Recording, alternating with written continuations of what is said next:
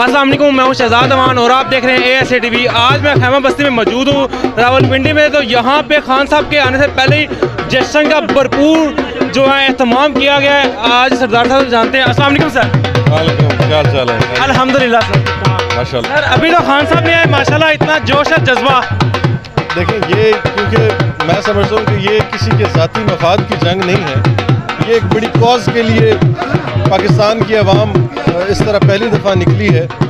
और ये नया पाकिस्तान, हकीकी आज़ादी, इमरान खान के संग अपने आने वाले बच्चों का मुस्तकबिल, ये सब संवारने के लिए और इनको बेहतर राह पे गामजन करने के लिए ये आवाम निकली है।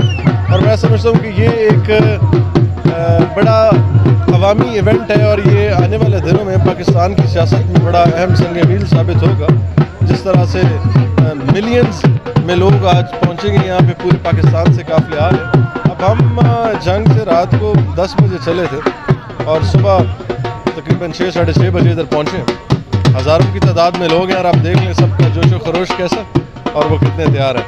और इंशाअल्लाह ताला बहुत दूर नहीं है कि जब इमरान खान साहब की क़यादत में पाकिस्तान में हकीकी आज़ादी भी होगी, इम्पोर्टेड माफिया और इम्पोर्टेड इंटरवेंशन से छुटकारा भी होगा, और जो जमहूरियत है वो हकीकी मानों में अवामी जमहूरियत अपनी राह पर गामजन होगी। अच्छा सर, आज तक जो है ना खान साहब को आवाम जो खिताब सुनती रही है, और आज जो खान साहब ज़ख्मी शेर की तरह जब दहाड़ेंगे तो क्या तासरात होंगे?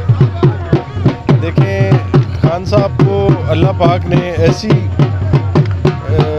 नीयत, ऐसा ईमान बख्शा है कि वो जब भी बात करते हैं उनकी बात में असर है और वो लोगों के दिलों में उतर जाती है। तो अभी भी जो उन पे बुज़दिलाना और कातिलाना हमला किया गया, वो उनके हौसले पस्त नहीं कर सका, पाकिस्तान की आवाम के हौसले पस्त नहीं कर सका, बल्कि लोगों ने उसको रिबट किया है, उस पर रिएक्शन किया है। और यही हकीकी जमहूरियत है, जो यही उसकी असल तस्वीर है। तो सर क्या खान साहब आज कोई बड़ा सरप्राइज़ देने वाले हैं? देखिए, अब ये तो इस सरप्राइज़ वो होता है जो वक्त पे आके मिले। तो वेट टिल के खान साहब आए और तकरीर करें और वो बताएंगे कि सरप्राइज़ क्या है। सर क्योंकि खान साहब ने पहले ही बताया था कि हम हिंदुस्तान को सरप्राइज़ देंगे जब उन्होंने जहाज़ गिराए थे।